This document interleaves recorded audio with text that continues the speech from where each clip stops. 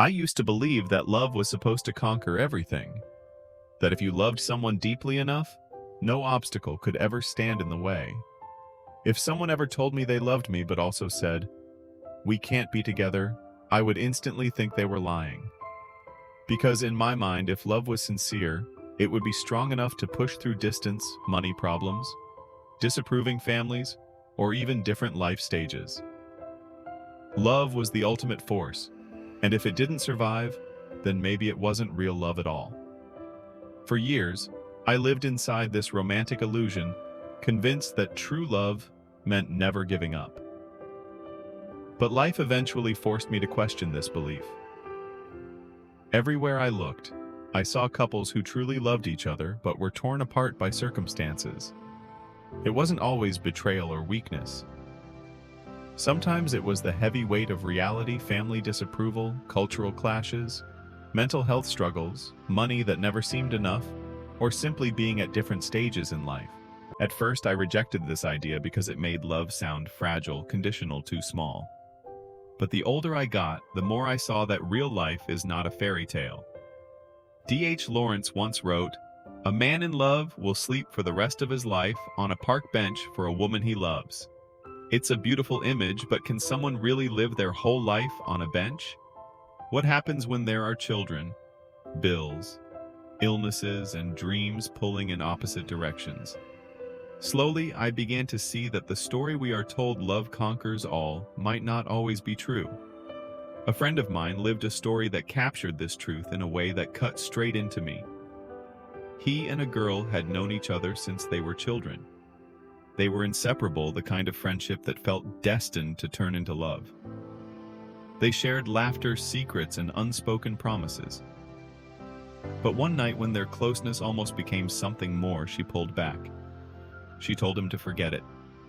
He didn't fight. Maybe he was afraid of losing her as a friend. Maybe he thought she didn't feel the same.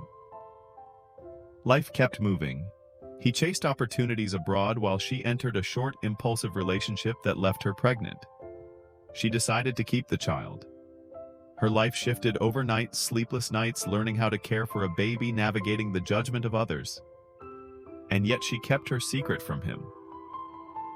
She didn't want to chain him to her struggle. She thought if she truly loved him, she should let him live freely. So while he moved to America, built his career, and even got married, she stood in the background silently supporting him. Every time she saw his success, her heart ached, but her prayer remained the same. Let him be happy, even if it's not with me. Years later, he returned. His marriage had cracked. The success he had built felt empty, and he began to realize something he had buried for years. He had always loved her. When he discovered the truth about her daughter, about the years she had faced alone, it broke him.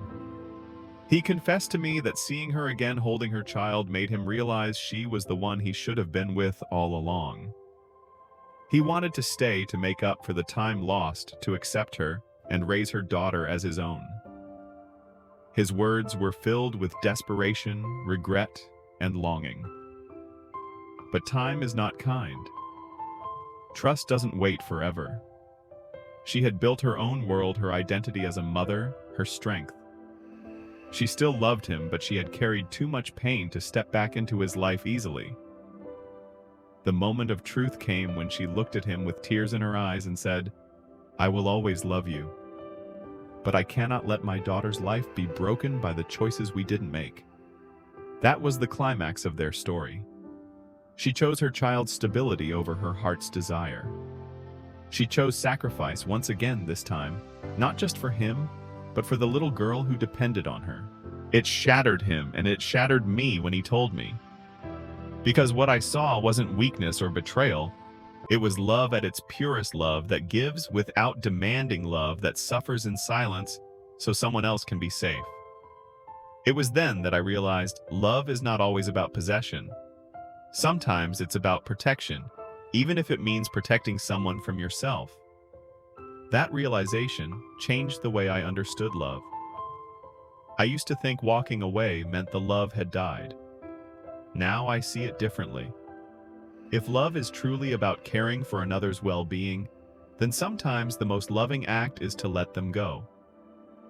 To recognize that holding on might hurt them more than leaving. I've been in that place myself, alone in a dark room, dialing a number that no one would answer, tears rolling down my face, feeling as though the world had collapsed. At the time, I thought I had lost everything. But now I see that letting go was also a form of love. It was respect. It was compassion. It was giving them the space to live freely, even if it left me broken. So I've come to accept this paradox. True love wears two faces. One face is perseverance, the determination to fight, to sacrifice, to overcome. The other is wisdom, the courage to release, to accept, to step aside when being together would only bring harm. My friend's story isn't a failure. It's a testament to love's complexity. And the woman's silent devotion, her willingness to wish him happiness from afar, that was love too, maybe the truest kind. Love doesn't always look like a happy ending. Sometimes it looks like a quiet blessing whispered behind closed doors. And so I leave you with this question. What do you think love really is? Is it the relentless fight to hold on, or the quiet strength to let go?